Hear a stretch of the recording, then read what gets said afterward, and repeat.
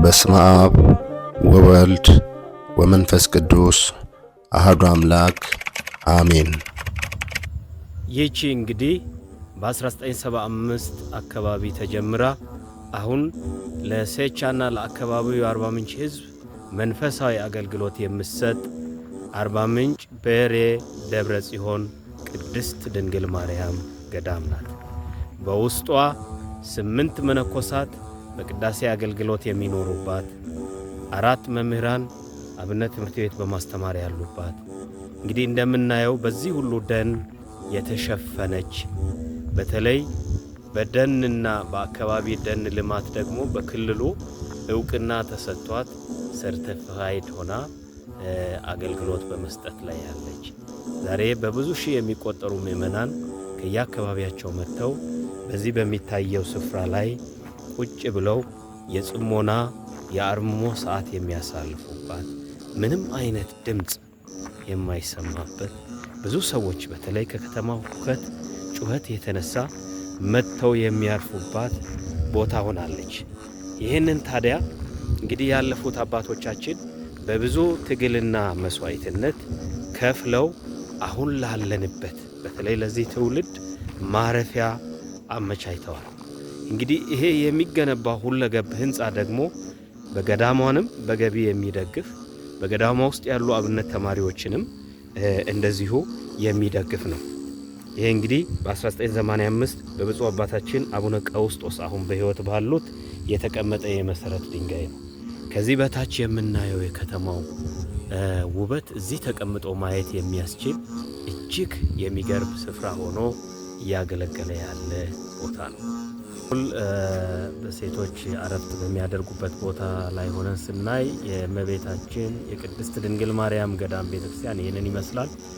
እንደሚታየው እንግዲህ ይሄ ጸጥ ያለ ስፍራ ለመቀመጫነት የተዘጋጀ ቦታ ያለው፣ ብዙ እናቶች ብዙ ሴቶች በተለይ በዚህ የኑሮ ውድነት የቤተሰብ ችግር የኑሮ ውድነት ሲያስጋጥማቸው መጥተው የሚያርፉበት ቦታ ነው። እንግዲህ እንደሚታየው ደኑ እጅግ ሕይወት የሚሰጥ መንፈሳዊ እርካታን የሚሰጥ ነው። ከዚህ በታች የሚታየው ደግሞ ይሄ አባቶች መነኮሳት የሚያድሩበት ማደሪያ ክፍል ነው። ይሄ ቤተልሔሙ ነው። እንግዲህ እስከ ታች በ686 ካሬ ላይ ያረፈ ደን በመሆኑ ከክልሉ የደን ልማት ሰርተፊኬት በዚህ ዓመት አግኝተናል። አሁንም ይህንን ስራ ደግሞ እየቀጠልን ነው። ይኸው ችግኞች በብዛት አሁን መጥተዋል። በዚህ ዓመት የሚተከሉ ናቸው እነዚህ ችግኞች። ስለዚህ ለወደፊቱ እየታሰበ ያለው ገዳሟን የትምህርት ማዕከል ማድረግ፣ ለሌሎች በዞኑ ላሉት የገጠሪቱ አብያተ ክርስቲያናት ደግሞ ተምሳሌት እንድትሆን በተለይ በደን በአገር በቀል ዛፎችን በመጠበቅ ይሄ ወይራ ነው፣ የወይራ ዛፍ ነው። ይሄ ደግሞ የሀገር ቤቱ ቀርከሃ ነው። ከላይ ቡና አለ። እነዚህ ችግኞች ሁሉ ወደፊት እንግዲህ ገዳሟን በገቢ ራሷን እንድትችል የሚያስችል ነው። ከታች የሚታየው ደግሞ የገዳሙ አስተዳደር የሚኖሩበት ቤት ነው። እንግዲህ ሁሉም ገዳማውያን ናቸው እዚህ ያሉት። ይኸው አዳዲስ ችግኞችም እየተተከሉ ናቸው። እንግዲህ እነዚህ የምናያቸው የአብነት ትምህርት ቤቱን ለማገዝ በራስ አገዝ ልማት ውስጥ እንደዚህ ወይፈን በሬዎችንም እየገዛን እያወፈርን እያደለብን በመሸጥ ተማሪዎችን ለመደጎም እያደረግን ያለነው ጥረት ነው። በእርባታው ከብቶችን ብቻ አይደለም፣ ዶሮችም አሉን። ዶሮቹ ደግሞ እንቁላል ተሽጦ ተማሪዎቹ እንቁላሉን ሊጠቀሙ ነው። ይሄ ታች የሚታየው የተማሪዎች ዶርም ማረፊያ ነው። ይሄ መመገቢያ ነው። ይሄ ደግሞ የጸሎት ቦታና በየዕለቱ ትምህርት የሚማማሩበት ቦታ ነው። እንግዲህ በዚህ ትምህርት ቤት ውስጥ 4 የትምህርት አይነቶች እየተሰጡ ነው። በዚህ ውስጥ የቅዳሴ ትምህርት ይሰጣል። በዚያ በፊት ለፊት ውስጥ ደግሞ የቅኔ ትምህርት ይሰጣል። በዚህ ይሄ የተማሪዎችና የመምህራን ዶርም ማደሪያ ነው። በዚህኛው በላይ በምናየው ትምህርት ቤት ደግሞ የአቋቋም ትምህርት የሚሰጥበት ነው። እንግዲህ ገዳሟን እንደምናየው በደን ተሸፍና ነው ያለችው። አሁን እዚህ እንኳን ሆነን ከአብነት ትምህርት ቤቱ ውስጥ ሆነን ማየት በማንችልበት ደረጃ ላይ ናት፣ በደን ተሸፍና ማለት ነው። እንግዲህ ተማሪዎች እነዚህን ስናያቸው ሁሉም ተማሪዎች ከተለያየ የሀገሪቱ ክፍል የመጡ ናቸው። አሁን እንኳን ለጊዜው በምሽት የጸሎት ክፍለ ጊዜ ላይ ጸሎት አድርሰው እየወጡ ያሉ ተማሪዎች እዚህ ውስጥ ማያቸው። ለምሳሌ ቅኔ ተቀኝቶ ቅኔ ያቀረበ ተማሪ አለ። በአቋቋም ትምህርት የአቋቋም ትምህርቱን እየገፋ ያለ አለ። እንደገና በቅዳሴ ትምህርት እየተማረ ያለ አለ።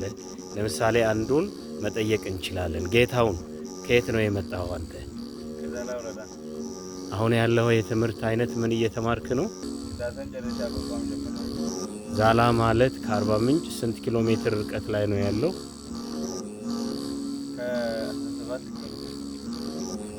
ከ117 ኪሎ ሜትር ከፍ ባለበት ቦታ ላይ ያለ ነው። እንግዲህ እነዚህ ሁሉ እናት ቤተክርስቲያንን እናት አድርገው ገዳሟ የምትሰጣቸውን የዕለት ጉርስ በማግኘት በዚህ ገዳም ውስጥ እስከ 3 ዓመት እስከ 4 ዓመት የቆዩ አሉ። አብዛኞች ትምህርታቸውን ገፍተው ወደ መጨረሻ አካባቢ የደረሱ አሉ። እነዚህን እንግዲህ ለመርዳት ነው ሁለገብ ህንፃው እየተሰራ ያለው። ይሄ ሁለገብ ህንፃ ለወደፊቱ እየታሰበ ያለው ባለ 6 ወለል ነው።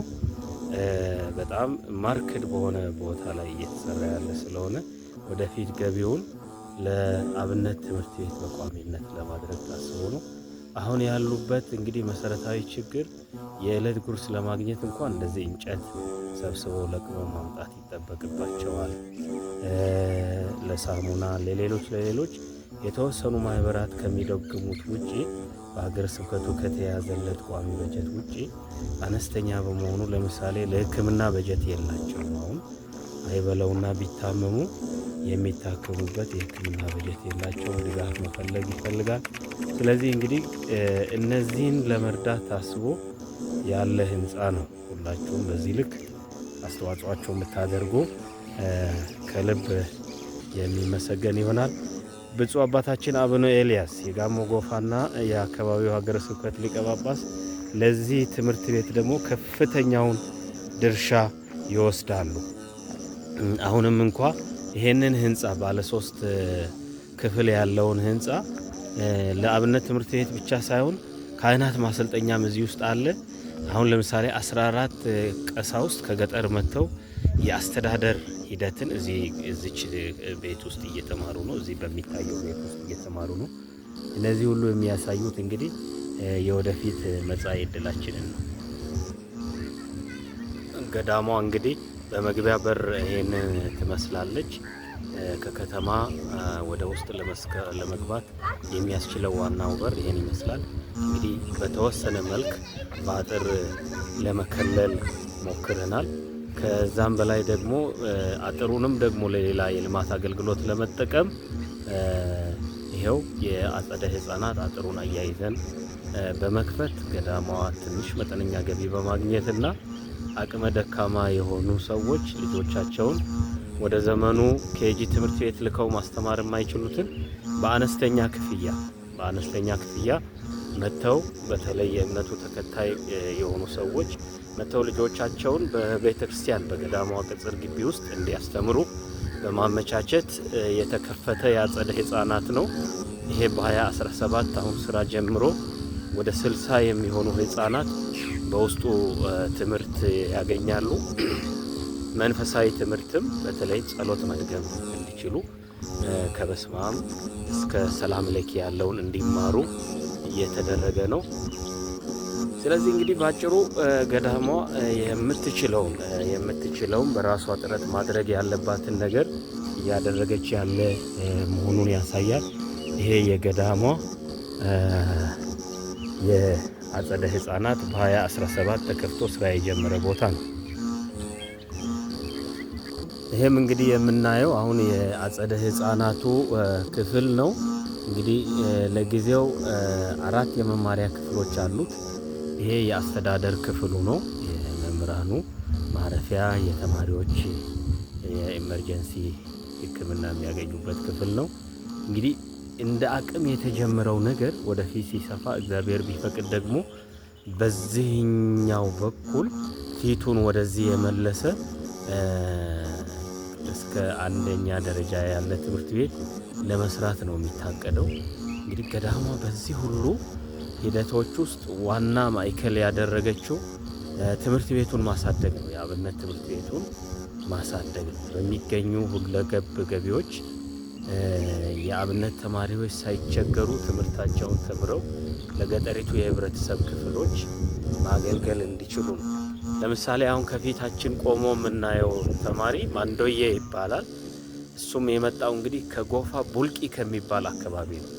ከዚህ ከ300 ኪሎ ሜትር በላይ ተጉዞ እመቤታችንን ቃለ እግዚአብሔርን ፍለጋ ብሎ እዚህ መጥቶ እንግዲህ ለረጅም ዓመት በገዳማችን ውስጥ ትምህርት እየተማረ እያገለገለ የወደፊት መጻኤ ዕድሉን እርምጃ እየተራመደ አሁን ይኸው ካጠገቡ የምናየው ሳር እንኳን ለገዳሙ ከብቶች መኖ እያሰባሰበ የሚገኝ ልጅ ነው። እነዚህ ሁሉ የሚያሳዩት እንግዲህ እንደ ሰሜኑ የሀገራችን ክፍል በአርባ ምንጭም በደብረ ጽዮንም ገዳማዊ ይዘት ያላት ገዳም የአባቶች የካህናት መፍለቂያ እንድትሆን እየተሰራ መሆኑን ለማሳየት ነው።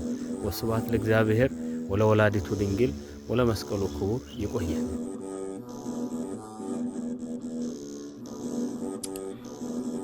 የደብረ ጽዮን ቅድስት ማርያም ገዳም ወዳጅ የሆናችሁ ቀደም ሲል አጠር ባለ መልኩ የገዳሟን ውስጣዊ ችግሮችን እንድናቀርብ እንድንዳስስ የሆነበት ምክንያት ገዳሟ እነዚህ የተዘረዘሩ ችግሮችን ለመቅረፍና በተጨማሪም በየገጠሩ ያሉ አብያተ ክርስቲያናት የአገልግሎት እጥረት የገጠማቸውንም ጭምር ለማገዝ ታስቦ የተጀመረ ባለ 6 ወለል G+6 ህንፃ ገዳሟ ማስገንባት ላይ ትገኛለች። በመሆኑም ይህንን በመረዳት የበኩላቸውን እርዳታ እንድታደርጉ ዘንድ የገዳሟ ጻፊ ቀሲስ መሰረት አሰፋ አባታዊ ጥሪያቸውንም ያስተላልፋሉ።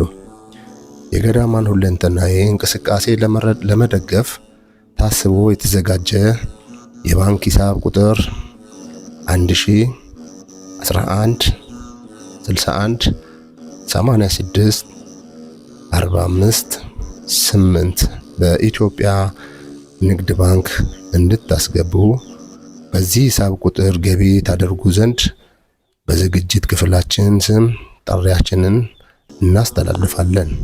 ስብሐት ለእግዚአብሔር። ቸር ያቆየን።